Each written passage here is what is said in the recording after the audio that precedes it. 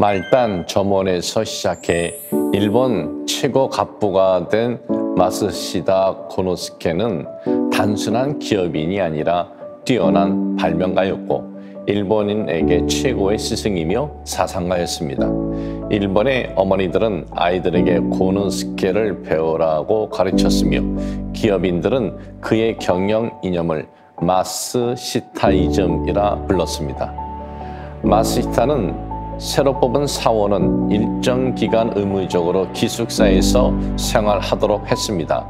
그곳에서 마쓰시타 부부는 신입사원의 양부모가 되어 그들을 돌보았는데 그의 부인은 아픈 사원이 있으면 죽을 쏘주며 손수 간호했습니다. 신입사원들은 이렇게 보살핌을 받으면서 회사를 마치 대가족이 함께 생활하는 공간처럼 생각하게 되었습니다. 그런데 그 가운데 한 사원은 유독 웃는 일이 거의 없고 얼굴을 찌푸리고 다니는 날이 많았습니다. 처음엔 몸이 아픈 줄 알았는데 그와 얘기를 나눠본 마쓰시타는 그가 왁자지껄한 기숙사 생활을 못마땅해 하고 매사에 비관적인 생각으로 가득 차 있음을 알았습니다. 그날 마쓰시타는 사원들이 모두 모여 저녁을 먹는 자리에서 슬쩍 이런 말을 꺼냈습니다. 감옥과 수도원의 공통점은 세상과 고립되어 있다는 것입니다. 그러나 감옥과 수도원의 차이점은 불평을 하느냐 감사를 하느냐는 것뿐입니다. 그러니 감옥이라도 감사를 하면 수도원이 될 수 있습니다. 마쓰시타는 이 말을 하면서 한 사원을 뚫어지게 쳐다보았습니다. 마쓰시타의 시선을 받은 그는 밥을 먹는 동안 깊은 생각에 잠긴 듯 했습니다. 그리고 다음 날부터 그 사원의 얼굴에 웃음이 보이기 시작했습니다. 그제서야 마쓰시타는 안도의 한숨을 내쉬며 다른 사원들에게 불편한 점이 없는지 또 살피기 시작했습니다.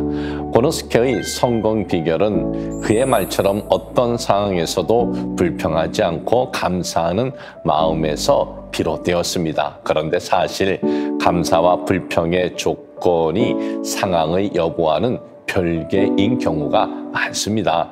건강한 신체에 많은 재산을 가지고 있어도 불평하는 사람이 있는가 하면 어려운 생활 환경 속에서 살거나 육체적 질병의 고통에 시달리더라도 감사한 마음을 갖고 살아가는 사람도 있기 때문입니다. 감사와 불평의 차이는 처한 상황이나 환경이 아니라 바로 자신의 마음가짐에 달린 것입니다. 우리는 종종 가지고 있는 많은 것들은 당연하게 여기고 아직 구하지 못한 것들만 헤아리면서 불평합니다.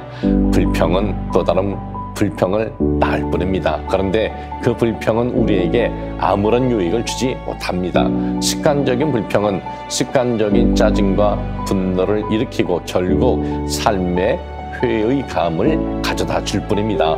고아들의 아버지 조지 무어 목사는 습관적으로 그의 앞에서 불평을 일삼는 어느 성도에게 어느 날 냉정하게 말했습니다. 당신이 원하는 것을 얻지 못했다고 불평하지 말고 당신이 받아 마땅한 벌을 받지 않는 것에 대해 감사하십시오. 우리는 감사함의 조건을 달 때가 많습니다.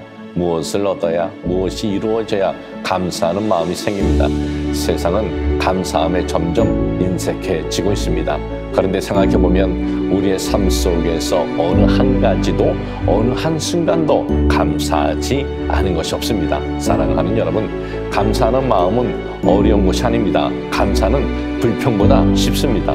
습관처럼 불평했다면 이제 그 습관을 감사로 바꿔보십시오. 불평했을 때 당신이 얻지 못했던 것들이 당신에게 돌아올 것입니다.